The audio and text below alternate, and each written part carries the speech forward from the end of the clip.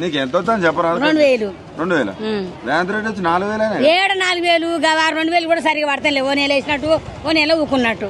అంతేనా? అవునైనా ఆయన కూడా 4000 ఇద్దాము మాటలకే వచ్చింది. 4000 పింఛన్ ఇస్తా, బస్సు పిరిగి పెడతా.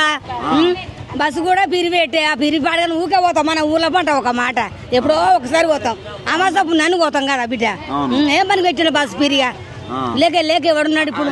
యాక్చువల్లీ ఆయన మిమ్మల్ని కోటీశ్వరాలు చేద్దాం అనుకుంటాను, కానీ ఆయన ఎక్కడ పోయినా నన్ను దొంగ లెక్క చూసినట్టు ఎంతగానో అప్పు చేసి మళ్ళీ బయట పడతాడు చూడు. మళ్ళీ అంతా నెత్తి వీణ కేసీఆర్ నెత్తినే ఇస్తాడు చూడు. నువ్వు నా మాట గ్యారంటీ. కేసీఆర్ నెత్తినే పెడతాడు సద్దుముల్లే. కేసీఆర్ ఉన్నప్పుడు ఎట్లుండే, ఇప్పుడు ఎట్లా? కేసీఆర్ ఉన్నప్పుడే మంచిగా ఉంది. ఎందుకు అప్పుడు ఎందుకు మంచిగా ఉంది, ఇప్పుడు ఎందుకు మంచి లేదు? దేనికై మంచితనం చేసిండు ఆయన తెలుసా? ఇల్లు ఇస్తారట. ఏమో ఇల్లు ఇచ్చినోడికి ఇస్తాడు, ఈయనోడికి ఇస్తలేడు. అది కూడా అదృష్టమే బిడ్డ నిజంగా. నాన్న గ్యాస్ 500 వస్తుందా? గ్యాస్ 500 ఓయమ్మో, గ్యాస్ 500 అట. 1,050 ఏమో, 1,050 40 500కి ఎవ్వరు ఇవ్వలేదు ఇంతవరకు అయితే. అంతేనా? అవునైనా అబద్ధం ఆడతా నువ్వేమన్నా నీకేమన్నా ఇస్తామా? ఏం చేసిండు ఆయన? పాతదే నడుతుంది. ఏం చేసిండు ఆయన చెప్పు నువ్వే. ఒక బస్సులే బిరి పెడితే అయిపోయింది. ఇక బస్సులో పంట తిరిగితే పొక్కకి ఎవడు పెడతాడు మనకు? కట్ట చేసుకుంటే కడుపు నిడతలేదు.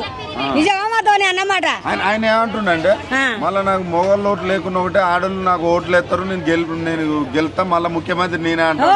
పొక్క వలిగిపోతుంది. మేము ఏనేయ్యాం ఇక ఈసారి, మేము అసలే అయ్యాం ఇక. అంతేనా? చూడు నువ్వు ఎందుకంత కోపం? అవు మళ్ళా ఎందుకంత కోపం నీకు? కేసీఆర్కే వేస్తాం. కేసీఆర్ ఏం తిన్నాడు? కేసీఆర్ మంచి స్థానం చేసుకోవచ్చు. నీళ్లు లేకుండా నీళ్లు కూడా తెచ్చాడు. తులం బంగారం లేదు, ఎట్ల బంగారం లేదు. కేసీఆర్ అప్పుడు లగ్గం పెండి అయితే కూడా అది ఇచ్చిండు తెలుసా? కళ్యాణ లక్ష్మి ఇచ్చిండు. ఇప్పుడు ఏవాడి ఏమి ఇస్తాడు? బంక ఏమి ఇస్తలేడు. నీ తులం పాడువాడు తులం కానీ బాడెత్తు బంగారం కూడా లేదు.